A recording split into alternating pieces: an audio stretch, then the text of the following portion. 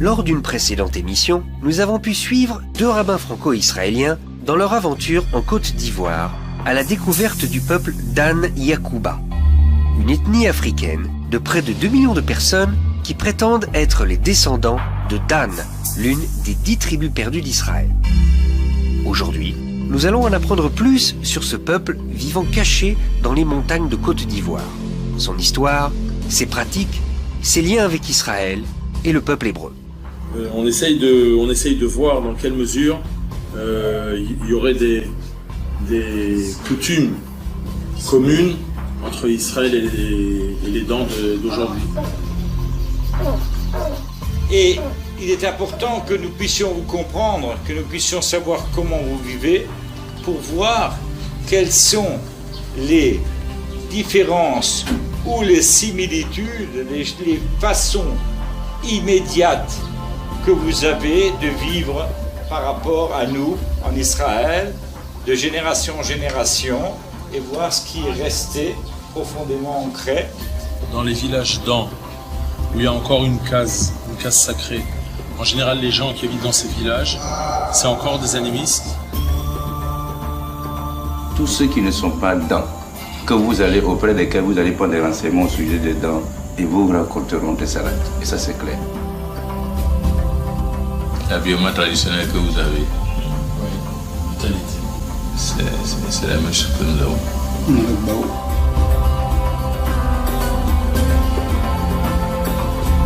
À Gonda, dans les montagnes, c'est toujours les montagnes. En Israël, ils ont les montagnes, ici les montagnes, là-bas aussi les montagnes.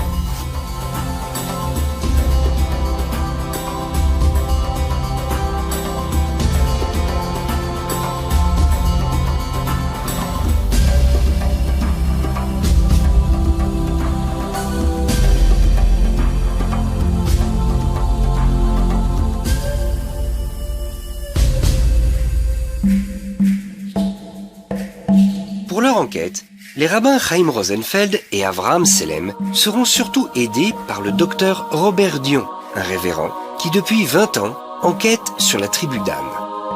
Avec son aide, ils iront dans la région des 18 montagnes, rencontrer des chefs et des responsables danites qui répondront à leurs questions.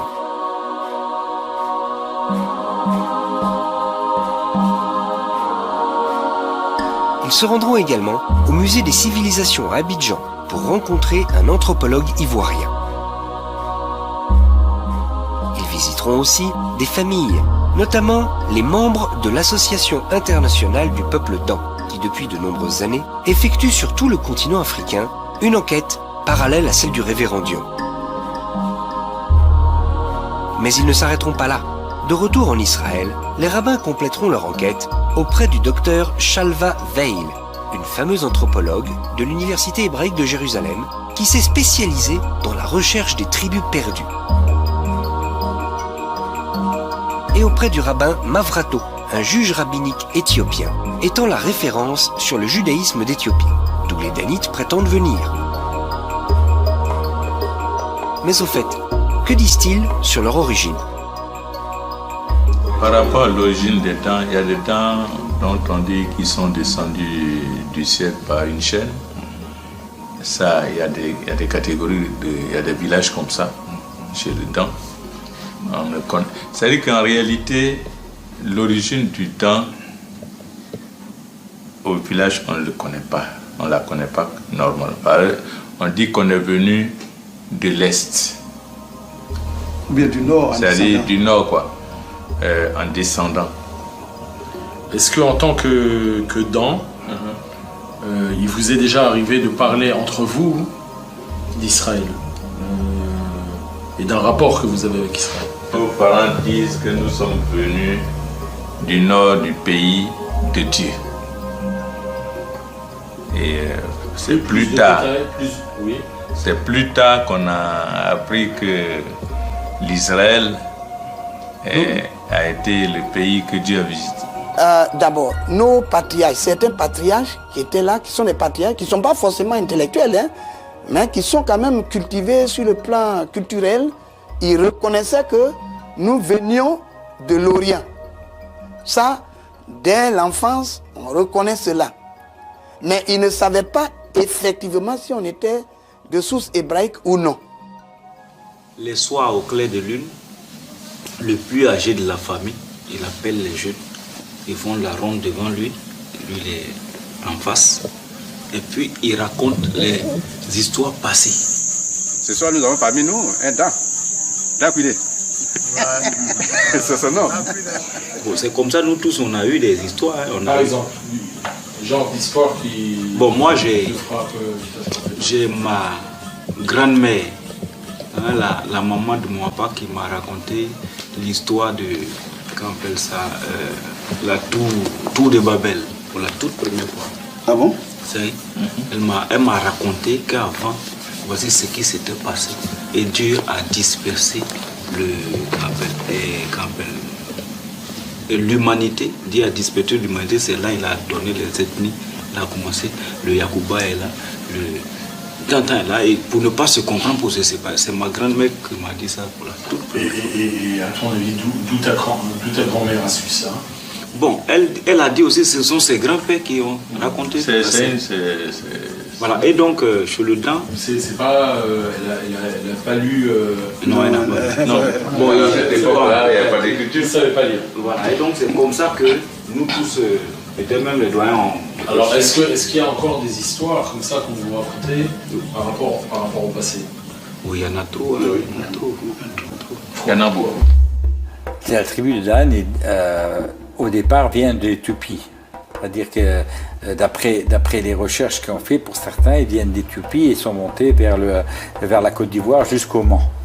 Mais en Éthiopie, il y a eu des Sifrei Torah, des écrits qui ont permis de dire, voilà, il y a quelque chose de réel, il y a des écrits, il y a quelque chose qu'on peut palper.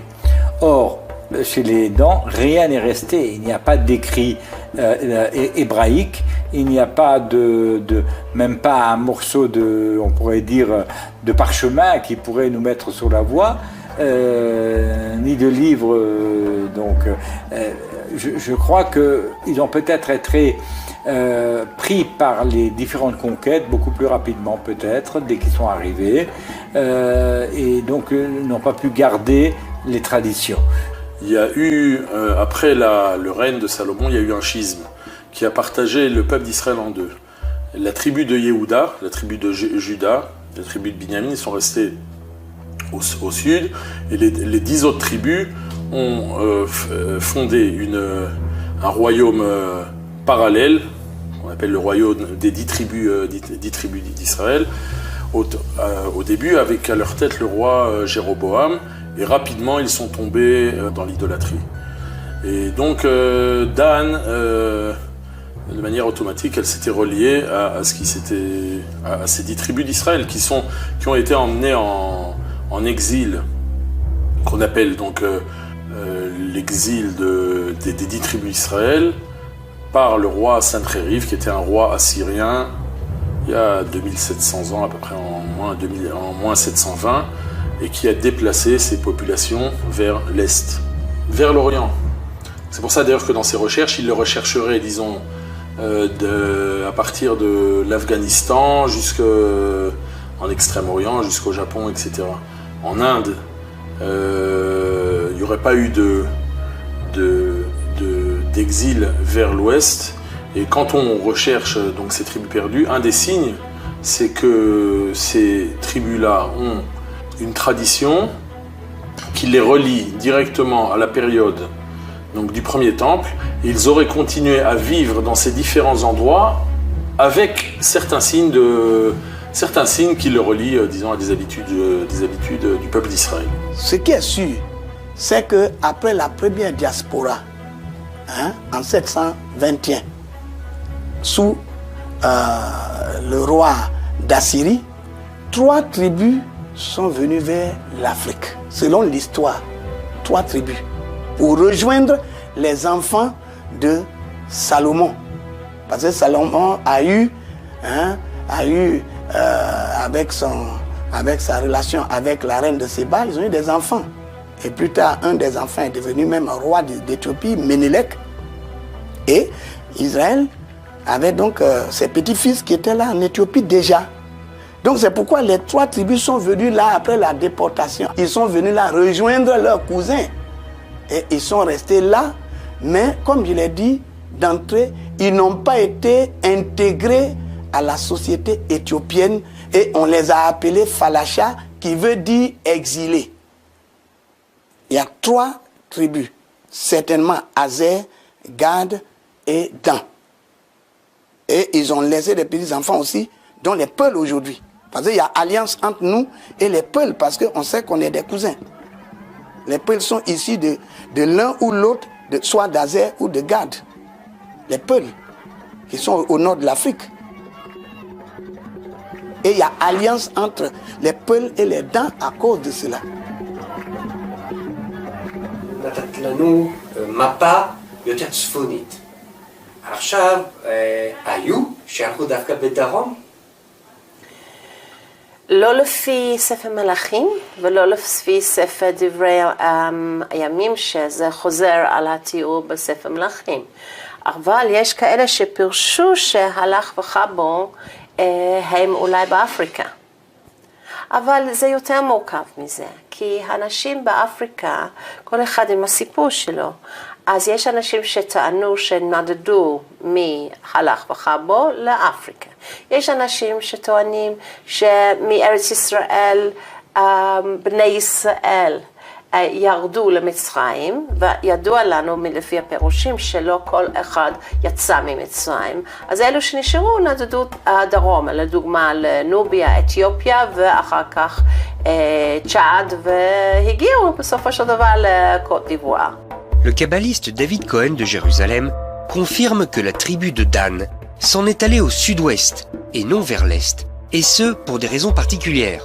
Finalement, il va y avoir l'exil des autres tribus, et c'est clair qu'ils vont du côté de l'Asie apparemment. Maintenant, je n'inclus pas dans les autres tribus la tribu de Dan. Dan, c'est quelque chose de particulier dont je vais parler après. D'abord, il a un nom qui est fait de 2 mots, qui est donc le mot Dan, et lui, en fait, il veut apparemment se montrer qu'il veut la droiture et la justice, mais finalement, il n'est là qu'à rechercher son bien-être. Et c'est pour ça que c'est une tribu qui, dès que l'occasion va se présenter, sous un bon prétexte de ne pas se lier aux autres tribus qui veulent combattre Yehuda et Binyamin, va décider de partir.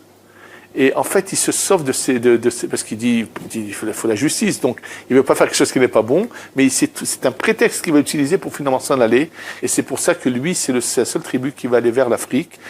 Pourquoi il va vers l'Afrique? Parce qu'à ce moment-là, l'Afrique, il faut savoir que le climat du globe terrestre a changé. Que l'Europe était très très froide à cette époque-là, n'était pas très vivable, mais par contre, le Moyen-Orient et l'Afrique étaient les terres les plus fertiles, où il y avait de l'abondance de soleil et de pluie. Donc il va découvrir des lieux aujourd'hui qui sont aujourd'hui des déserts et sont des régions arides. C'était des régions très fertiles à l'origine et qui avec le temps ont changé, et c'est ce qui se passe. Il semble qu'ils se soient répandus en différents points et qu'ils se soient, mais malheureusement ils se sont assimilés. C'est clair que c'est pas toute la tribu de Dan qui est partie, mais cette partie qui a quitté sous prétexte dont on parle, malheureusement a fini par complètement s'assimiler, et on ne peut pas parler de qu'ils sont restés dans leur judaïsme, puisqu'ils n'ont plus appliqué quoi que ce soit du judaïsme, et se sont assimilés. יהודי אתיופיה הם היום חלק מעם ישראל בישראל, הם יהודים. אבל מה מוצאם אנחנו לעולם לא נדע, יש כמה תיאוריות. או שהם צאצאי המלך שלמה ומלכת שבא, או שהם נדדו ממבצע ארייב בדרום מצרים והגיעו לאתיופיה, או שהם, יש אקדמאים שאומרים שהם פשוט היו נוצרים שהתייהדו במאה ה-15. יש הרבה גרסאות. הרדב"ז פוסק בשו"ת. הרדב"ז שו"ת המאה ה-16 אני חושב, כן, שם הוא אומר שיהודי אתיופיה, והוא מביא כמה הוכחות, שהוא חקר אז לפני 500 שנה או 400 שנה, הוא חקר ואמר שיהודי אתיופיה הם יהודים משבט דן, והם יהודים ללא ספק, זה הוא הכריע. על הפסק הזה מסתמכים כל הרבנים לאחר מכן. רוב הרבנים ודי הרבנים הספרדים וגם האשכנזים מסתמכים על זה, ולכן באמת בעצם הכירה בנו הרבנות אז בזמנו, בזמן העלייה, כיהודים לכל דבר. זו שיטה שמקובלת, אבל בני העדה על אף לי, אנחנו לא חושבים שאנחנו משבט דן. כי המסורת שלנו היא אחרת. המסורת שלנו אומרת שאנחנו משבט יהודה. גור אריה יהודה, אנחנו היו באתיופיה בהחלט ככה מקובל, קודם כל ככה מקובל במסורת, זה לא דבר כתוב, מאב לבן עבר הדבר הזה שאנחנו משבט יהודה, ולזה יש כמה סממנים באתיופיה עצמה. למשל, היו מה שנקרא ממלכות יהודיות שמלכו על כל אתיופיה, כמו שבעת הגדעונים. יש מסופר על שבעת הגדעונים, זה אנחנו יודעים מזה מההיסטוריה, אבל זקני העדה גם יודעים לספר שהייתה ממלכה רצינית של יהודים, בגלל שהם דווקא משבט יהודה והעבירו את זה. הראיה שעד היום באתיופיה, הסמל של הממלכה עד היום, עד הקיסר האחרון, ואחר כך עד היום יש סמל של אריה. ובמערב כתבו הרבה על יהודי אתיופיה, על פרסטה ג'ון גם כן, שהיה להם מלך גדול עם צבא וכן הלאה, והם היו מאוד חזקים מעבר לסמבטיון. זאת אומרת, שבט דן היה חזק מעבר לסמבטיון.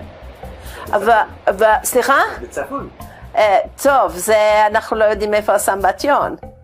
אני צריכה לציין כאן במרכאות שמצאו את הסמבטיון בכמעט כל מדינה במדינה. בוספורוס בטורקיה יש מישהו שכותב ספר שלם, יש לי ספרים בבית, ספר שלם על זה שהסמבטיון הוא בטורקיה. יש כאלה שאומרים שסמבטיון בקשמיר, איפה שאני גם חקרתי, בצפון הודו. אז סמבטיון בכל מקום, אבל תמיד אמרו ששבט דן שוכן מעבר לסמבטיון. אבל היו עוד שבטים שטענו במהלך הדורות ביהדות שהיו מעבר לסמבטיון, ובמקומות אחרים. אז החיפוש לאחר 10 השבטים האבודים הוא חיפוש נצחי. Mais la Kabbale n'est pas la seule à faire allusion à la présence de la tribu de Dan en Afrique. Depuis le Moyen-Âge, voyageurs et rabbins viennent conforter cette idée. La théorie de la tribu de Dan, ce serait l'histoire donc d'un voyageur qui, vers le 10e siècle, 11e siècle, qui s'appelait donc Eldad le Danite, et qui a voyagé dans différentes communauté juive de l'époque, en Afrique du Nord, à Kérouan, et je crois autour du bassin méditerranéen, qui a demandé à rencontrer des rabbins, et entre autres, qui se faisait appeler Eldad le Danite. Et évidemment, les rabbins de l'époque, qui sont très intéressés à, surtout quand on vit en exil et qu'on vit sous les oppressions, on veut se rattacher à toute possibilité que le Messie et que la délivrance soient très proches. Donc quand il y a quelqu'un qui se présente et qui se dit, la réaction première c'est de dire ça y est, la délivrance est là, il y a des représentants des 10 tribus qui viennent. Même si les récits de Eldad le Danite peuvent paraître fantaisistes, d'autres éléments vont venir confirmer l'idée que les Juifs d'Éthiopie viennent bien de Dan. אבל על יהודי אתיופיה אנחנו יודעים עליהם הרבה מאוד שנים. הרדב"ז דיבר עליהם, הרב אברטנורה וכן הלאה וכן הלאה. אז זו קבוצה ידועה. וגם טענו שכמובן שיהודי אתיופיה, ביתא ישראל, הם משבט דן. והפסק ההלכה של הרב עובדיה יוסף, שאפשר ליהודי אתיופיה להגיע ארצה בשנות ה-70 של המאה הקודמת, זה הפסק ההלכה שמבוסס על זה שהוא קורא להם שבט דן. של הרב עובדיה יוסף ויביע אומר ששם הוא כותב שעל בסיס פסק הלכה של רדב"ז, כאילו הם יהודים. כן, אבל משבט דן של ישראלים, רדב"ז מדבר על משרתת, עבד בעצם, אישה, שהיא פלשית, הוא קורא לה פלשית, שהיא משבט דן. זה הרדב"ז שהכריז שהם משבט דן, והוא לוקח כמקובל בהלכה תקדים של אלדד. של הרדב"ז, שהוא פוסק הדור, והוא אומר, הנה הרדב"ז התייחס לאישה פלשית כשבט דן, אז יהודי אתיופיה הם משבט דן. אני אגיד לך, מפני שבעצם הרדב"ז היה לפני 400 שנה. 400 שנה זה המון זמן בשביל שאולי ישתנו דברים, אולי נאמרו דברים אחרים. יכול להיות שזה הפער שנוצר בין מה שהרדב"ז אמר. עוד אופציה שאני יכול לחשוב עליה זה לאתיופיה, אולי הגיעו שני שבטים.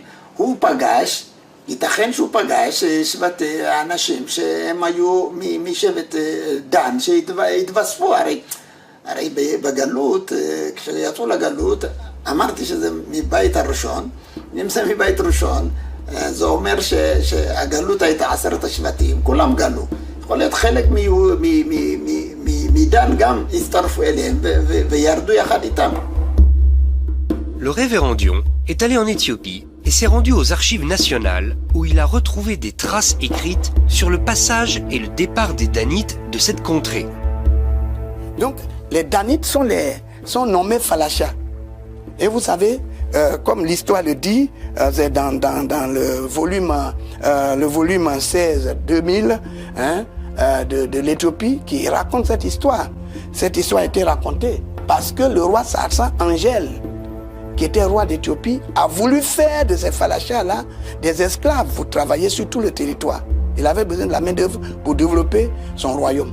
Et le roi Sarsan Angèle a voulu les utiliser. Mais en souvenir de l'esclavage en Égypte et avec les Assyriens et partout, ils sont passés, ils ont refusé. Leur patriarche qui s'appelait Gédéon a dit, quand vous lisez les annales, il a dit que eux, ils préfèrent mourir que de devenir esclaves. Il a rassemblé le peuple et voilà, l'armée de Sarsan Angèle les avait entourés pour les dissémer. Mais au profit de la nuit, ils ont fui. Évidemment, on en a fait certains qui sont restés esclaves de Sarsan Angèle. Et c'est ceux qui se sont dispersés. Certains sont allés vers l'Afrique centrale, d'autres maintenant vers l'Afrique de l'Ouest, dont on parle dans de Côte d'Ivoire. Il y en a même qui sont allés jusqu'au Bénin. Le Bénin qui est aujourd'hui, qui était le Dan Homais. Dan Homais, ça veut dire dans le vent de Dan. Donc, ils sont venus par la route du fer et ils ont traversé toute la contrée nord-africaine jusqu'au Niger, jusqu'à Nob. Et ils ont laissé là certaines familles. C'est pourquoi au Niger, il y a des noms danites qui se trouvent dans la population nigérienne. Et après, ils sont descendus dans le grand royaume Manding. Et là, ils ont tissé alliance avec les Mandés. C'est pourquoi en Côte d'Ivoire, on les appelle Mandés du Sud, mais ce n'est pas des Mandés, c'est des Danites qui étaient, n'est-ce pas, qui ont fait leur immigration et leur pérégrination est passée par le Niger et ils sont descendus dans le royaume Manding avec les Mandés et ils sont venus jusqu'à s'installer au nord de la Côte d'Ivoire, au nord-ouest de la Côte d'Ivoire. Et là, ils ont tissé des relations avec la population qui était en place à cette époque-là. Mais ça n'a pas suffi. Ils ont continué leur route. Ils sont allés jusqu'en Guinée. Et ils ont laissé là un patriarche qui s'appelait Blé. Et la partie où les Français ont appelé Guerzé, c'est Blessé. Blessé, ça veut dire la terre de Blé. Alors donc Blé, qui était un des patriarches qu'on a laissé en Guinée, dans la partie forestière de la Guinée. Après, ils sont descendus vers la contrée qu'on appelle aujourd'hui le Libéria. Ils ont laissé là une partie de la famille et ils sont remontés par le fleuve Nyon, le fleuve Cavali, et ils sont venus à l'emplacement actuel où ils ont bâti leur capitale qu'on appelle Ma. Au départ, dans cette région, il y avait les Magouais. Les Magouais sont des Éthiopiens qui sont venus là en 1er au 14e siècle sous le nom général Krou. C'est Couche. Ils sont couchistes. Ils descendent de l'Éthiopie, on dit Krou, là-bas en Côte d'Ivoire. C'est eux qui étaient installés, c'est eux qui occupaient cette place. Et quand nos ancêtres sont arrivés, alors il y a eu la guerre tribale entre eux. Le Mandé. Il y a les Mandés nord et les Mandés sud. Et à l'intérieur des Mandés sud, on a les dents, qu'on appelle par ailleurs les Yakuba et ceux qui sont dans les montagnes, les Touras.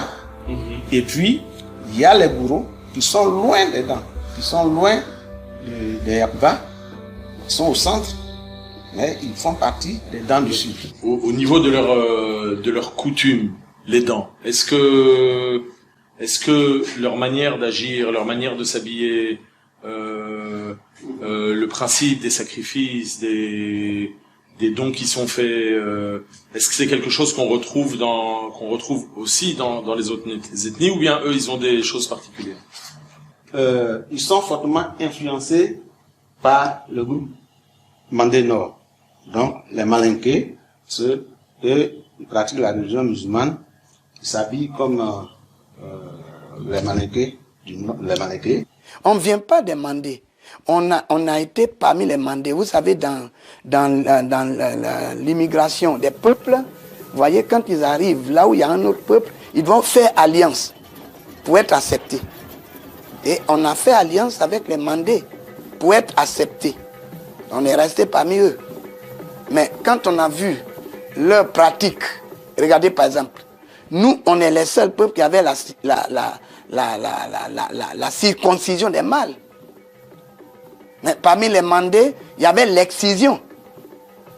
Et qu'ils ont essayé de nous inculquer. Justement, c'est pour cela qu'on a quitté les Mandés, parce qu'ils ont voulu nous islamiser. Mais nos ancêtres ont dit non. Ils sont sortis de là et ils sont allés en Guinée et Libéria pour venir finalement s'implanter dans la région. Sinon, ils étaient avec les Mandés, le grand royaume Mandingue, qui était déjà islamisé. Et puis, la langue est fortement influencée aussi par le Malinké, la langue Malinké. Musulmans, donc voilà. Il y a des mots d'origine arabe qui rentrent chez les Malinké, ou bien? Oui, ils sont musulmans carrément. Dans leur langue, il y a beaucoup de mots Malinké. Dans la langue des dents. Alors, on ne peut pas prendre un mot comme ça dans le vide pour donner. Même les historiens comme Noël Loukou, qui sont les grands historiens ivoiriens, ils ont dit les Danites, hein, leur langue, on dit dans au premier, ça veut dire ceux qui parlent la langue dedans. Mais la langue dedans, c'est l'hébreu. C'est l'hébreu. 90% des mots danites en Côte d'Ivoire, c'est l'hébreu. Alors, pour moi, la ressemblance, d'abord, c'est le fait de ces termes en hébreu. Ça, c'est les termes en hébreu qui me paraissaient tout à fait marquants, parce que dans un patois, on n'a pas l'habitude de mettre des termes hébreux, c'est-à-dire que c'est vraiment dans le langage usité. J'ai commencé à comparer les mots. Voilà. Et en hébreu, on dit Bereshit, mais chez nous, on dit Brassi.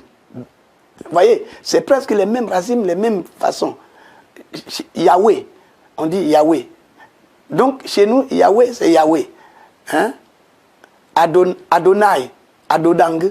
Alors, tout ça, j'ai commencé à étudier tout un panorama linguistique et avec l'hébreu ancien par rapport à notre langue. Je dis bien l'hébreu ancien parce que ça évolue. Alors, il y a plusieurs similitudes linguistiques comme ça, et il y a plusieurs similitudes culturelles. Et par exemple, les habits que nous portons avec cette bande, qui étaient les habits des Cohen. Et dans ma langue danite en Côte d'Ivoire, les Cohen, on les appelle les Cohen. C'est la même chose. Les noms dents là, c'est les dents de l'ouest de la Côte d'Ivoire qui ont conservé ce nom-là. Sinon, les dents, il y en a un peu partout. Moi, j'ai parcouru un peu quelques pays où il y a les dents. Mais c'est nous qui avons conservé. C'est les dents de Mans, la région des montagnes, qui a conservé le nom dents. On nous appelle dents, mais notre nom aussi c'est Yakuba. C'est Yakuba. Yakuba. On a deux noms. Yakuba et dents. D'après vous, qu'est-ce que ça signifie, Yakuba, chez nous, ça, normalement, ba là, c'est la contraction de Banou, c'est-à-dire enfant. C'est les enfants de Yakou. Yacouba, les Ouais. enfants de Yacoub. Les enfants de Yacoub. Yacoub, Yacouba, nous. Jacob. C'est qui Yacoub? Bon, Jacob. on ne sait pas. On ne sait Jacob. pas. C'est l'un de nos ancêtres, peut-être. C'est l'ancêtre de Yacouba, des dents. Les Dan Yacouba seraient donc descendants de Jacob. Mais ont-ils gardé des pratiques d'Israël? Il prie l'éternel Dieu. Quand il demande quelque chose, il s'adresse à l'éternel Dieu. C'est le seul peuple, par exemple en Côte d'Ivoire, hein, les autres, je ne sais pas, c'est le seul peuple qui s'adresse à l'éternel Dieu. Et on dit Atana, éternel, Atana. Et on dit Yahweh. Ou on dit Yahweh. Ou bien Yehova, Jéhovah, Jéhovah. Il est grand, le grand Dieu. Atana. Le Dieu suprême, c'est Atana. Atana. Atana. Atana. Ce qui peut correspondre peut-être à Adonai ou bien à Ata. Oui, Atana. Je ne peux pas dire qu'au milieu des Danites, il n'y a pas d'idolâtre. Il y en a. Mais, en dépit de tout ça, ils considèrent l'éternel Dieu comme le Dieu unique qu'ils adorent. Et qu'ils vénèrent, à qui ils apportent l'offrande chaque 7e jour, qui est le jour de sacrifice qu'on appelle Sabbat. Samedi, il ne fait rien, samedi. C'est un jour de repos total. Et ça ne date pas d'aujourd'hui. Le jour ou de la semaine qui est en repos, est-ce qu'il y a une coutume particulière dans les familles? Comment les jours se font le jour de repos? Comment ils se matérialisent? Le jour de repos se matérialise par le fait que les hommes et les femmes s'abstiennent des activités champêtres, culturelles. Ce jour-là, le temps ne fait rien, ne travaille pas. Ce qu'ils doivent manger même normalement le samedi, là, tout est fait le vendredi soir. À la rigueur, ce qu'on peut faire le samedi, c'est faire la cuisine. Les affaires, les bonnes affaires, les affaires très intéressantes ne se traitent pas samedi parce que samedi, c'est un jour de repos. Et pour obliger les gens à ne pas aller au champ les samedis, le temps dit que ce samedi-là, CI, qui est CI, ce samedi-là, c'est le jour où les mauvais esprits sortent dans les brousses. Donc et pourquoi partir? Si tu vas en brousse, ces mauvais esprits risquent de t'emporter. Quand on est quelque part, tout le monde vient au village devant les souverains sacrificateurs pour fêter ce jour-là. La personne ne travaille. Le samedi, Personne ne travaillait. On a les noms de jours. Par exemple, samedi, c'est Saba, Saï, Saba, Saba, Ado Saba. Je vais pour le sacrifice, c'est le jour du sacrifice. Puisqu'on sait qu'en Israël, le samedi, on dit maintenant samedi, le 7e jour, ça, on dit Saba, ou Shabbat, ou Saba, ou Saï, ça veut dire jour du sacrifice. Les Danites ont gardé la circoncision, ce qui donne lieu à de grandes réjouissances. Et puis, les circoncisions aussi. Pour que, vous savez, Dieu aime le peuple. C'est le plus grand démocrate. Donc les gens se rassemblent pour dire, ah, cette année, nos enfants de cette génération vont aller en circoncision. Les parents s'y apprêtent. Les repas, les bêtes à immoler, tout ce qu'il faut. Ils l'apprêtent.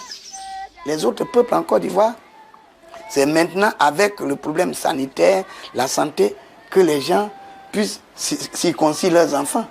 Mais c'est le peuple d'An qui avait la circoncision comme marque. Marque, tel que Dieu a dit à Abraham. Pourtant, celui qui n'a pas été circoncis. Celui qui n'est pas circoncis, ce n'est pas un homme. Ce n'est même pas la peine de le fréquenter. De causer même à lui. Il ne peut Il n'a pas droit à cette insécurité. Voilà. Les lois de pureté familiale sont l'une des particularités du judaïsme que l'on retrouve chez les Danites de Côte d'Ivoire. Comment vivent les femmes ici par rapport aux hommes? Est-ce qu'il y a une séparation? Il y a une habitude que nos ancêtres ont instaurée qui est en train de s'estomper petit à petit. Les femmes procréent, ce sont nos mamans. Mais il y a les périodes de menstruation où la femme est en règle. elle devient impure. Par exemple, la femme est dans ce temps d'impureté, on doit par exemple pas s'approcher du tout. Pendant combien de temps, vous savez? Non, là, il n'a pas assez. Le temps que que les propres. 3-4 jours par mois. 3-4 jours par mois. Quand une femme est dans sa période-là, elle n'approche même pas son mari. Elle ne salue même pas son mari. Quand la femme est dans sa période de menstrues, il y a des personnes qui ne mangent pas sa nourriture. Parce qu'on dit qu'elle est impure, la nourriture qu'elle touche devient impure. Mais les autres peuples de Côte d'Ivoire, c'est pareil ou maintenant Non. Nous sommes un peu particuliers. Le temps, il est un peu particulier. Ce qui fait que on ne devait pas se marier à autre ethnie. Par exemple, les guéris qui étaient à côté, si tu te maries à une femme guérie, ça y est, le peuple ne te considère pas. On te considère comme quelqu'un qui s'est profané. Ça, c'est comme ça. Moi, j'ai un peu grandi, mon papa m'expliquait ces choses pareilles, comme ça. Que si jamais Guéré ou Obé et toutes les autres ethnies qui nous entourent là, tu prends une femme parmi eux, tu es perdu. C'est ce qui, moi, c'est resté à mon esprit. Là aussi, sont restées des influences des lois du Hiboum, le Lévira, les lois de la veuve restée sans enfant. Une femme qui reste veuve, comment la famille du mari qui a son fils qui est décédé se comporte par rapport à la veuve, aux enfants, ou bien à la veuve qui n'a pas eu d'enfants? Est-ce qu'il y a des choses dans ce sens-là? Est-ce que la famille l'aide à se remarier? Absolument. Avec qui? Avec un cousinage de la famille. Par exemple, la femme qui a des enfants et le mari est mort, on dit, ces enfants-là, c'est pas facile d'éduquer les enfants d'autrui. Trouve dans notre environnement ici un parent, un frère, pour que tu te maries afin qu'on surveille les enfants ensemble, au risque que les enfants ne se dispersent pour aller à la délinquance infantile. Et il fait, on a.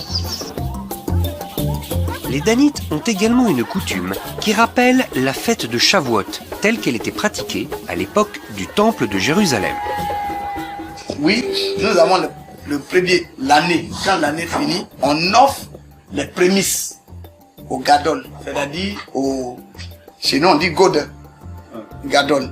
On lui offre les prémices, parce que pour nous c'est à Dieu qu'on donne. Et c'est pour cela, le don, quand il a fait sa plantation, il a planté du riz et tout ce qu'il plante, quel que soit ce qu'il plante. La première récolte qu'il fait, c'est pas lui qui mange. Il va donner au gardien de la case sacrée. Que ce soit du riz, que ce soit du manioc, que ce soit du maïs. Il faut créer une autre cérémonie qui s'ajoute à d'autres cérémonies, les danses et autres, à des périodes de récolte, Pentecôte et récolte. On présente les prémices à Dieu, c'est Pentecôte, et puis il y a d'autres cérémonies. Dans la Bible, il y a ce qu'on appelle le glanage. Quand on fait des chants, oui, on laisse une partie. Normalement, chez nous, quand mon papa faisait des chants, quand vous venez récolter, vous permettez à des vieilles femmes, à des tantes de venir récolter. Vous dites que bon, allez-y récolter. C'est la partie là, vous ne touchez pas. Allez-y récolter ce que vous trouvez là. C'est pour le social, quoi. C'est pour l'indigent. Je lis la Torah, je dis que au temps messianique, il faut que les enfants de Jacob soient connus. Même s'ils ne retournent pas là-bas, qu'ils soient tout au moins connus. C'est parce que l'heure a sonné. Et il est temps maintenant de rejoindre la grande famille. La grande famille d'Israël. Voilà, la grande famille d'Israël. Quand ça va commencer là, vous n'allez pas reconnaître les dents musulmans, les dents temps, les dents temps. Ils vont tous venir. Parce qu'ils vont rejoindre leur origine. C'est tout. Tout ce que Dieu dit et tout ce que Dieu a proclamé par les prophètes, ce sont des choses qui doivent s'accomplir. Si aujourd'hui, le peuple d'Israël recherche les tribus perdues parce que eux qui étudient profondément la Torah, ils savent que c'est la fin des temps, il fallait retrouver les peuples perdus, les tribus perdues. C'est que c'est déjà un espoir pour les Danites dans le monde entier. Enfin, c'est un ouf pour nous, parce que Dieu s'est rappelé de nous. Non, ça c'est ce qu'ils allaient le dire. Et ça, ils le voient à travers des gens qui viennent de Jérusalem. Voilà, mais d'abord... Ma question c'est, et si c'était un homme de religion qui serait venu des États-Unis? Pas du tout. Il ne pouvait pas d'abord... Non, il n'allait même pas accepter le prendre en conclave. Et donc, ça veut dire que chez les Dans, il y a quelque chose de spécial, voilà, par rapport à Jérusalem. Parce qu'on a dit c'est un juif. Voilà. Parce qu'on a dit c'est un juif. Parce qu'on a dit simplement, c'était annoncé à moi là-bas qu'il y a des juifs qui arrivent et surtout c'est des rabbins qui arrivent. Alors, il faut donc des Cohen pour venir. Nous sommes quand même, après tout, de sources hébraïques. Ce qu'on a appris dès la jeunesse, malgré 2700 ans, quand même, on a gardé. On ne peut pas ignorer Dieu. Mais ce qui est important pour nous, c'est que nous sommes venus vous dire ce soir, nous qui sommes là, nous sommes prêts à pratiquer le judaïsme. S'il est que nous sommes de la maison de Jacob, ce que nous pensons, ben, c'est avec vraiment beaucoup de dévotion que nous ferons, parce que il n'y a pas plus grand honneur, plus grand bonheur pour nous de rejoindre la maison de nos ancêtres. Tout ce qu'on fait ici, si nous sommes des enfants de Jacob et que nous pratiquons la Torah, il n'y a pas plus grand bonheur que ça. Tu peux être ministre, tu peux avoir l'argent, mais la Torah, la voix de Dieu, il n'y a pas plus que ça. Shema Israël, Adonai, Elohim, Adonai, Echad. Et tu aimeras l'Éternel ton Dieu de tout ton cœur, de toute ton âme et de toute ta pensée. C'est la dimension dans laquelle je me trouve maintenant et je suis très heureux. On a un peuple ici qui s'appelle Dan, fils de Yacoub, qui croit dans un Dieu unique qui s'appelle Yahweh, mais on n'a pas le droit de prononcer son nom, dont le jour sacré est le samedi, qu'ils appellent d'ailleurs Sabbat, qui évidemment font la circoncision, ont des règles de pureté familiale, etc., qui disent ouvertement qu'ils sont descendants des Hébreux, et des tas d'autres preuves historiques, etc. Qu'est-ce qu'il vous faut de plus?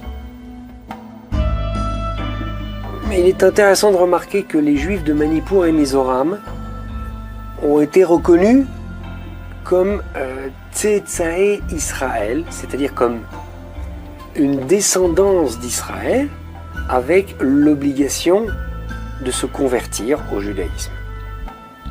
Or, les preuves qui ont été apportées par les Juifs de Manipour et Mizoram, aussi belles soient-elles, ne me paraissent pas plus fortes ou plus impressionnantes que les preuves qui ont été apportées ici. Et après tout, si les Juifs de Manipour et Mizoram ont pu être reconnus comme Tsetsae Israël, alors peut-être qu'eux aussi. Mais cela, seul l'avenir nous le dira.